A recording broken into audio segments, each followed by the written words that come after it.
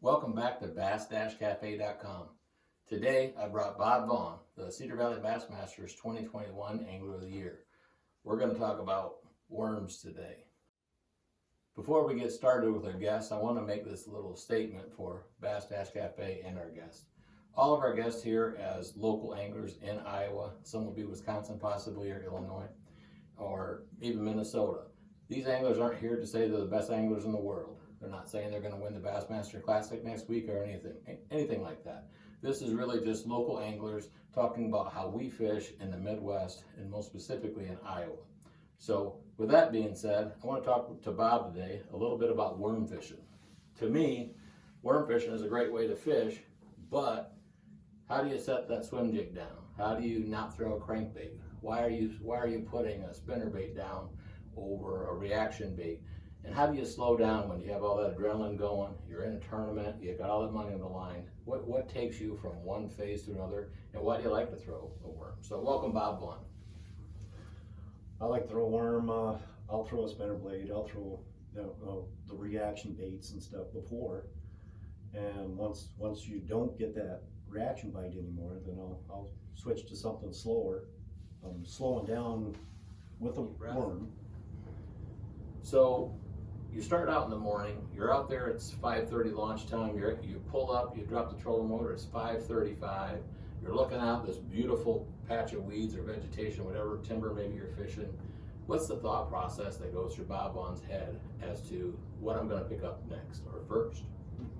Well, I'm going to throw around the weeds, around the outside of the structure, whatever, it's a log or weed bed or whatever. I'm going to throw something fast around it, like a spinner blade and stuff, and then typically 5-6 casts into it, I might think about picking up a worm and throwing that in on the outside of it, and then maybe work towards the middle of it. So you're looking to see if there's an aggression out there that you can fill the live up quickly, and if it's not aggressive, then you know, hey, I'm in the right spot, they're not hitting that. So in your head, you're like, I'll slow down for the fish. Right. I mean, what fish doesn't like to eat a worm?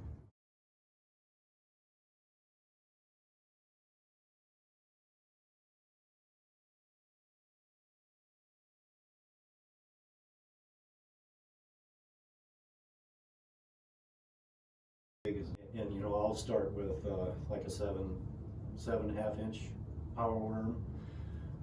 My go-to bait is a green pumpkin. I like to throw the blue once in a while. I've got some different ones laid out here. Everybody makes a worm. Everybody makes a different style worm. Your thick tail, your spinner or twister tails, a 7-inch versus a 10-inch. So it's interesting to throw a 7-inch power worm. Of all the crazy brands out there and different things and floating tails and all stuff, why a power worm? Why is that your go-to number one on the hook? And I find that the interesting piece of this is you're not throwing a 10-inch whatever, you're not throwing a floating Ned rig, or you're not throwing a whatever the case may be. You're throwing the old standby. Why do you throw that one? If you ever look at a night crawler, how big is a night crawler? And that's what we're trying to mimic, right? Right. And 7-inch just seems to work.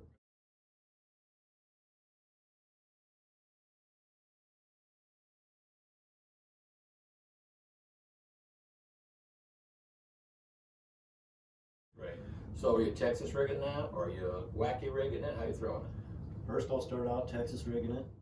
I'll put a bobber stop on the top of my weight, on the bottom of my weight, and then I can actually turn it into a Carolina rig. I can slide those stops up, and if I start getting bit as a Carolina rig, in that instance, then I'll move to a true Carolina rig. I see. So you're running a bobber stopper on the top, then your weight, and then a bobber stopper on the bottom. What's your normal weight you throw? 3/8, is that your go-to? 3/8 is pretty much what I like to throw, especially on the river. Lakes, you can use something a little less. Tungsten.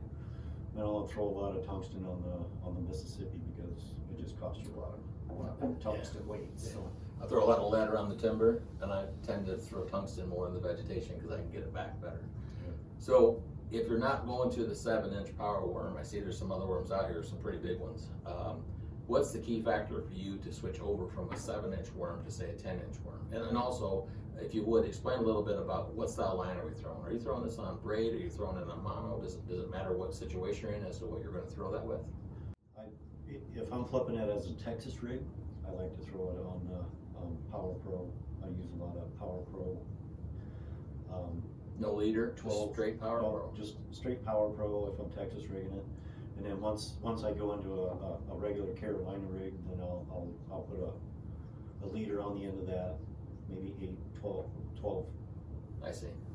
So when you're pitching a 7-inch power worm on your Power Pro line, and you're throwing it with a Texas rig with 2 bobbers hoppers, what's the average soak time? I mean, there's a lot of guys out there who go out, they've only got 2 or 3 rods, for instance, they're starting out of their bank fishing or whatever the case might be, and they've switched over to a worm, maybe because on the bank you've got to slow down anyway.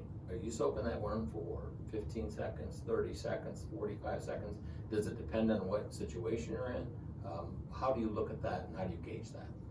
Obviously, I like to really finesse the fish, so I mean, I don't move it very fast, very quick. I just slow move it, bop it, bounce it in the weeds a little bit. Right. I fish a lot of tournaments with Bob Vaughn, and let me tell you, he can fish a worm slow. I mean, slow. I can be halfway through a cove already with 3 different baits, and Bob's over there still soaking that worm by a stump. So when he says he slows down and he's meticulous and patient with the fish, he really means it. He's really slow about it. I think we've all fished in these Tuesday nighters and Wednesday night tournaments where you go out and there's 25 boats, but there's really only 5 spots. So if you get close to a spot, even in a tournament with bigger water, if you get close to a spot and you like it, you know it's in there, you really need to dissect that spot. And I think there's no better bait to do that than, say, a worm or maybe even a jig. But in this case, you don't want to move too fast. You have to slow down, because as soon as you move out, someone's going to move in. Right. And those fish just seem, crankbaits go past them, spinner blades go past them. But if you slow down with the worm and take your time, that fish gets to see it a lot longer, and he doesn't have the reaction bite, but he knows that it's a worm and he wants to eat something. Right. So get it in front of his nose, take your time moving it. Yep. And eventually they'll want to eat it.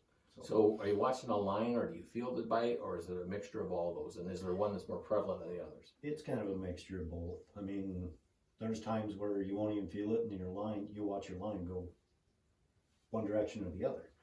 Then I just wheel down to them and feel the fish, and then I set the hook.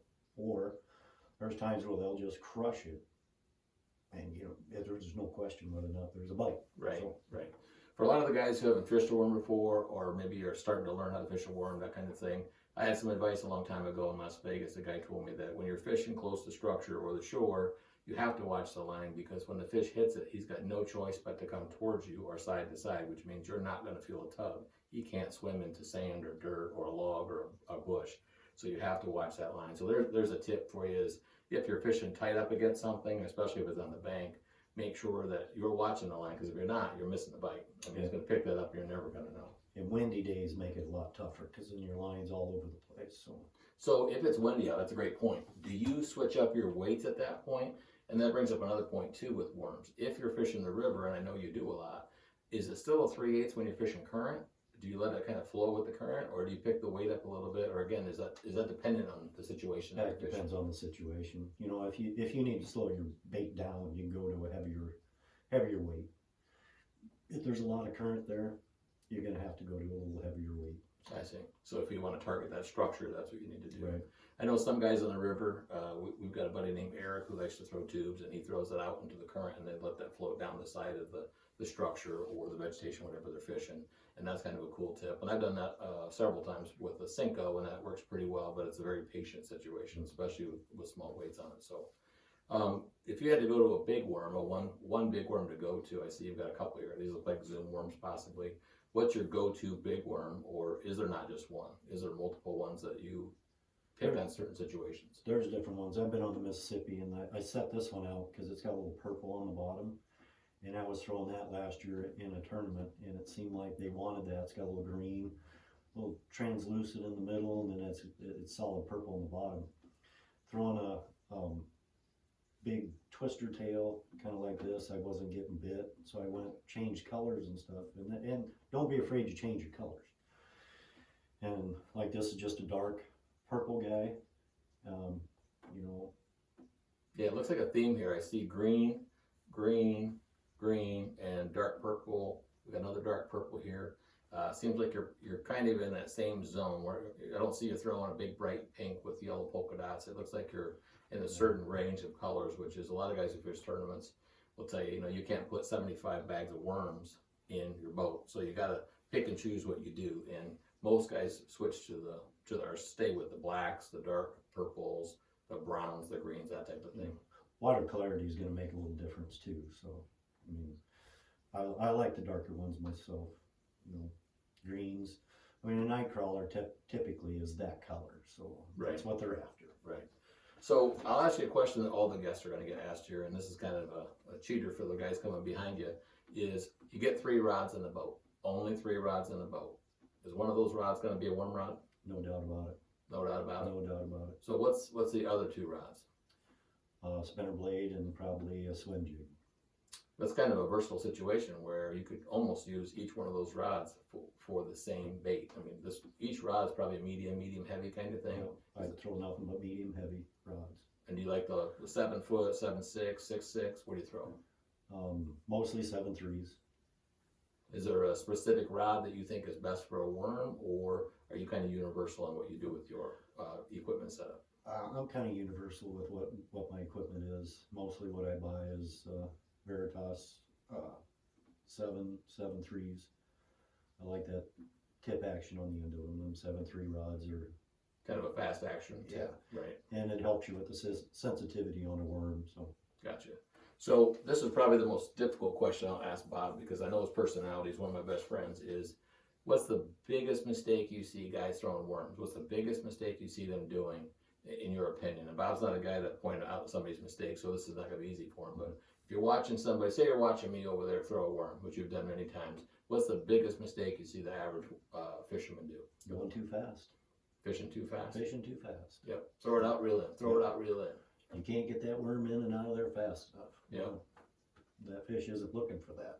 So you don't sit in a situation and get nervous that the 50,000 cast guy over here is going to get more fish in the box than you are throwing that worm, for 1 every 10 casts that he's got? No, I've followed through. We talked a little bit about the Tuesday night. We got small bodies of water around here to fish, and I'm not afraid of going behind somebody and fishing, because if you do with this and that technique, he's already seen a bunch of things go by his face. So then this slows down and you'll get bit. Yeah, I think that looks more natural than anything if it's stopped and looked at. Obviously a crankbait's not stopped, but if a fish has a good look at it from here crossing his face, or a worm or a buzzbait or whatever, I think if he's not in a reaction mood, he wants to look at something natural that he can't resist. And that certainly is going to look more natural than a piece of plastic with a bill on it, or a big flapping blade going across. Because not all fish are aggressive, right? Right. With a worm, that's what you're looking for, is non-aggressive fish, if you ask me. Right. Gotcha. The less active fish, cool, I suppose is what you call it. So what's the biggest fish that you remember catching on a worm? Biggest bass? 4.5, I think. Nice. Mississippi River? Well, Yeah? Yeah. Yeah. Bob's a big river fisherman, so spends a lot of time out there. Okay, so you got 3 rods in the boat. One of them's going to be a worm rod. They're throwing Power Pro. What pound test was it again? 15 to 20. Okay, so you're not afraid of the diameter. You need that for getting into vegetation, those type of things. Being able to drag that fish out of that vegetation. Now, are you throwing a worm hook, or are you throwing an extra wide gap hook? Is there a specific hook you like, or a style you like? I like a bigger gap hook, but I like, depending on what size worm I'm throwing. If I'm throwing the 7-inch, I like a 3-aught hook. If I'm throwing a big 10-inch, then I might even move up to a 5-aught hook. So between a 3 and a 5, depending on the worm. Right. That's interesting. I normally throw a 4-aught, so maybe I need to go down a little bit the size of my hook there. So fantastic. All right, well, you got the general idea of how Bob Vaughn, Angler of the Year last year in 21 in Iowa, fishes a worm. I can tell you he fishes it a lot. I watch him often. We fish in a lot of the very similar areas. I don't have the green pumpkin power worm laying here that I typically use, but I ordered 100 of them just the other day, so I'll go through 100 of them in a year. I know where they're at, because last year after a tournament, I walked over his boat and it was all over the bottom of his boat. You almost couldn't take a step without stepping on one. So that's where they're probably all sitting, or in the garbage can right now from getting the boat cleaned out. He definitely likes the green worm. Okay, so Bob, we appreciate you coming in talking about the worm. It's definitely a piece of your arsenal that you got to have. I know a lot of folks like to throw Cincos. I noticed there's not a Cinco out here, and that is a worm. That's pretty interesting. But I will say that on the river, I see less and less Cinco fishing than you would say on a lake. So Yeah. so that makes sense. And I do have Cincos in the boat that I take. I might change it on a lake system, but I don't throw very many of them on the river because of the current. Right. When I throw a Cinco, I want it to be a lightweight. And if you're throwing on the river current, it's going to be It's flowing. going to be going. Yeah. It'll just flow with the current, so it never actually gets to the bottom where you want your worm to bounce off the bottom. Cool. So you're going to use the worm to go back to back this year, Angler of the Year, Cedar Valley? Gonna give it a go.